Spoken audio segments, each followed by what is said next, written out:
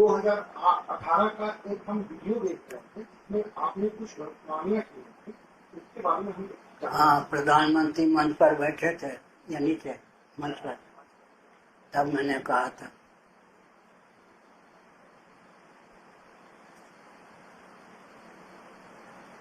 क्या स्थिति है नेपाल की?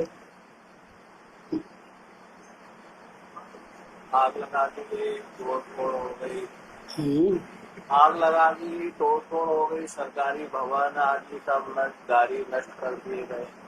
ऐसा है कि दिशाहीनता को रोकने के लिए जो युवक आए, उन्होंने अधिक दिशाहीनता को परिचय दी। आखिर भवन इत्यादि जलाने से किसकी क्षति हुई? नेपाल की क्षति हुई ना।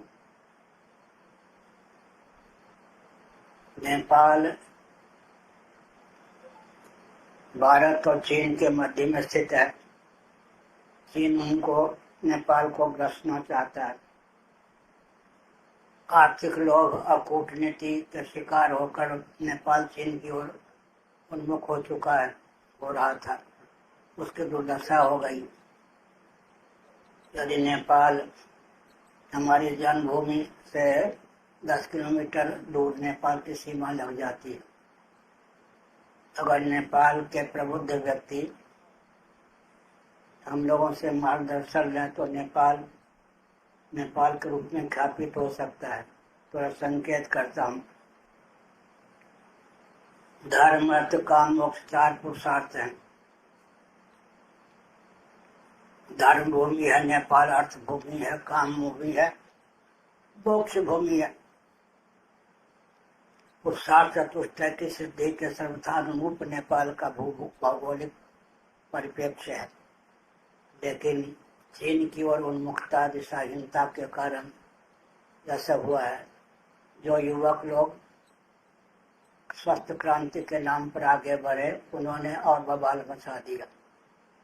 इसलिए राजनीति को समझने की आवश्यकता है। पहले राजनीति का ज्ञान तो है नहीं, और राजनेता बन के घूमते हैं व्यक्ति। सुसंस्कृत, सुशिक्षित, सुरक्षित, संपन्न, सेवापरायण, स्वस्थ, सर्वहितप्रद व्यक्ति उस समाज की संरचना वेदादि शास्त्र सम्मत राजनीति की परिभाषा है। अन्यों के हित का ध्यान रखते हुए हिंदुओं का अस्तित्व आदर्श की रक्षा के लिए कटिबद्धता का परिचय दे नेपाल की दुर्दशा बंद हो सकती है। युवक भी दिशाहीन है।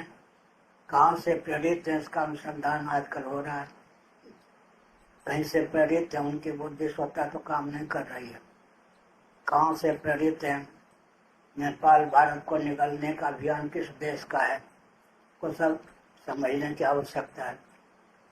अमेरिका की क्या गतिविधि है, ये भी समझने की आवश्यकता है।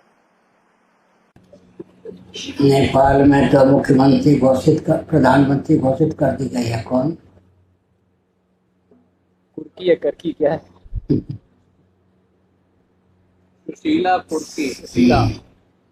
वो तो BHU के विद्यार्थी रही है। संभाल लेने की क्षमता तो है। भारत का शासन बहुत सुदृढ़ है, उसे बरगलाने डिगाने में अभी कोई समर्थ नहीं।